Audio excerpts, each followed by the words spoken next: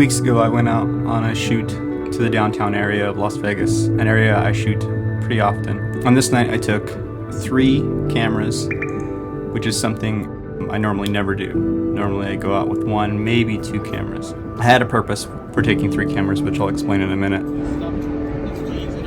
Normally, when I take out too much gear, I'm often faced with decision paralysis at the moment of taking a shot of what camera I want to use and which lens I want to use if I've brought multiple lenses. So taking out too much gear can be a hindrance instead of a benefit. Thankfully, on this night, I was able to avoid decision paralysis, was able to avoid any obstacles that having too much gear would bring, and be productive with these 3 cameras. So here are some of my thoughts on why it worked out well on this night. The first reason, I had a time limit. I knew I only had about a 2.5 hour time window that I could be out there before I had to go to do something else.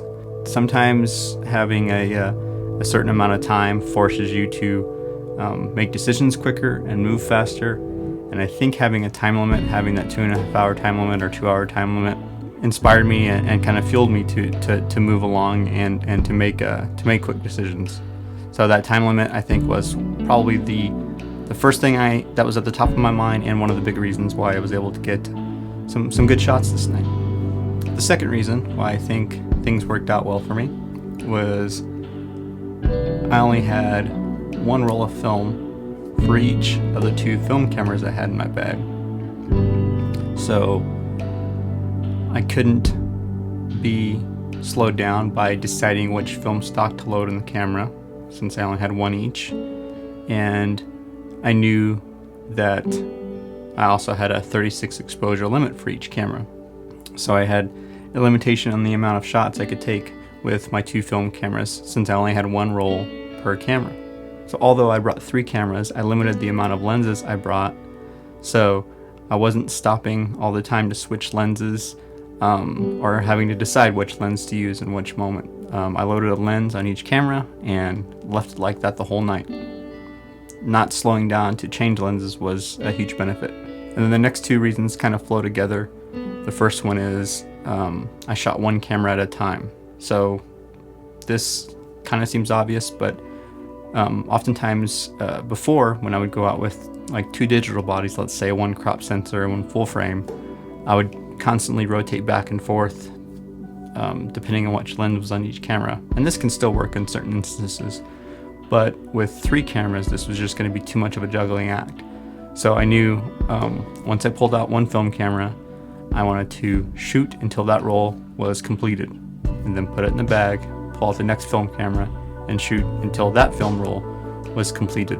This kept me focused, and for that time being that I had the camera in my hand, I wasn't thinking about any other gear, just the camera and the lens and film stock that I had in my hand. And the last reason I think I was productive that night was that I kept moving.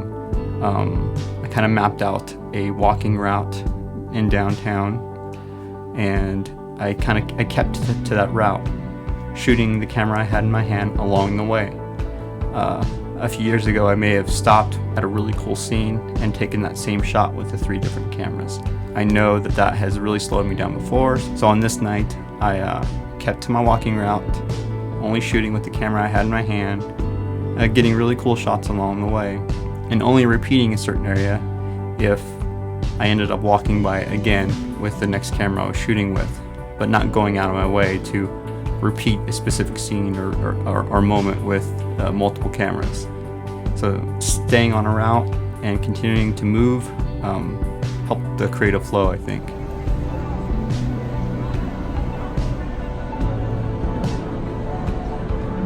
Knowing my goals for the night, I think, is important too. I had a few big goals for the night going out. The first one was I was testing the 2 film cameras I brought out. As you've seen hopefully on this channel, I'm going to be talking about film cameras like the EOS film camera lineup from Canon, which the EOS film camera lineup is similar to the DSLR, so I'm testing those out and talking about the differences between them and how you can get some really great film camera choices for not a lot of money. So I had 2 of those in my bag. One was actually a fairly expensive one, the EOS 3, which is going to become, I think, one of my favorite film cameras. and the EOS Rebel G. I hadn't shot with either of these before. This was my first time. So testing these out and kind of kicking the tires on them, so to speak, was one of the main goals for the night.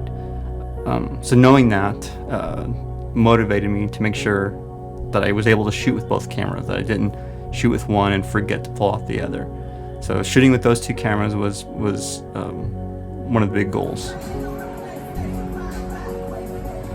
Another goal was to gather cool cityscape, urban landscape, or street scenes for a project I'm working on.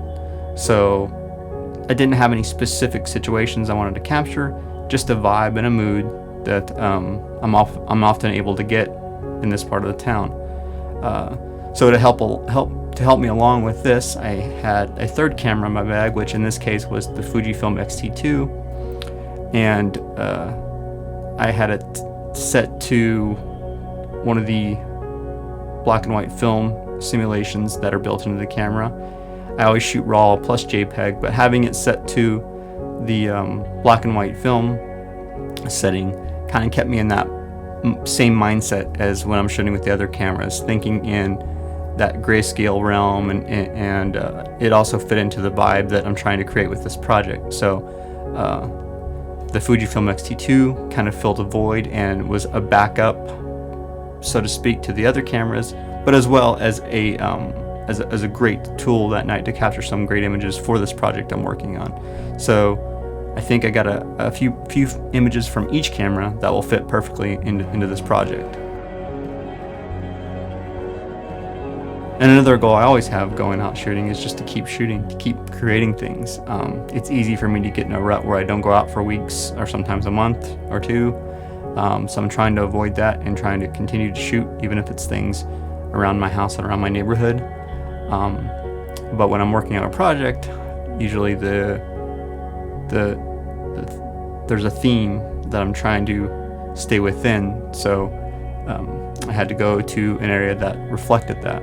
So continuing to shoot, continuing to create was another motivation and another goal that I was trying to achieve that night. So if you'll notice, the things that helped me this night, they all shared a theme, or most of them shared a theme, and that's limitations. It's something I've thought a lot about over the years, how limitations can fuel creativity and not stifle it.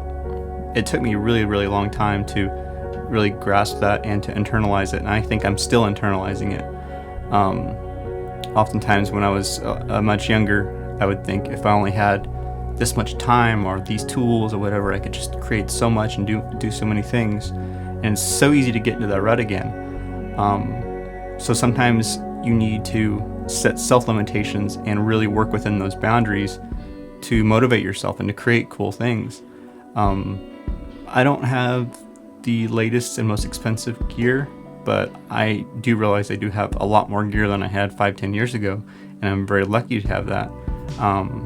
But again, just because I have all the gear doesn't mean I'm able to make use of all of it all the time and be creative with it all the time. And sometimes having that many choices can stifle me and slow me down. So setting limitations on time, on gear, on ideas or themes, that can help.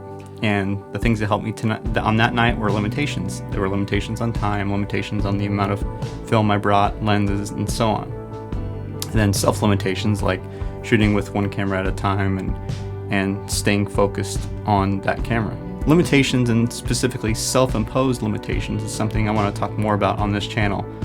So that's just a side note, and it's a conversation I'd like to have with you guys if you have ideas and tips on self-limitations that has helped you, self-imposed limitations that have helped you in the world of photography, filmmaking, and for me, writing as well. By the way, here are the 3 cameras I shot with that night. Canon EOS Rebel G, which I made a video about this. If it's not posted already, it will be posted soon. It's roughly, I call it a $15 camera because I think you can find this between $15-$20 most places. I paid less than $15 for this. I also shot with the EOS 3 film camera from Canon. Ironically, I just got this camera just days before this shoot, and it was pretty cool because this was at the top of my wish list for film cameras. I've already done so much research on this camera that I knew all the features that I was gonna make use of and benefit from, and it's in great shape, and shooting it with that night kind of confirmed what I suspected. It's gonna be one of my top film cameras that I have or ever owned. So this one's not going anywhere. I'll be shooting with this a lot, and I'll talk more about it because it's packed full of features and cool things. And then the last camera I brought that night that I shot with is one of my favorite cameras, film or digital, is the X-T2. And that night I shot with the film simulations and the 35mm f2 lens, and most of the time I have the vertical battery grip on there. It just makes it a little more comfortable to hold. Those are the 3 cameras I took out that night because I wanted to test the Rebel G and I wanted to test the EOS 3, and I just like shooting with the X-T2 and having that digital option along with the film. I always like to mix the 2 formats. So that's it for now. I just wanted to talk about this certain night of shooting that I did a few weeks ago, and how I went out with 3 cameras, which is something I normally would never do, but I did for a specific reason. But it worked out okay, and so some of these self-imposed limitations and not self-imposed limitations helped guide me and help me create some cool images this night. So please like and subscribe, and check out some of my other videos, and if you're on Instagram, find me there, and talk to you soon.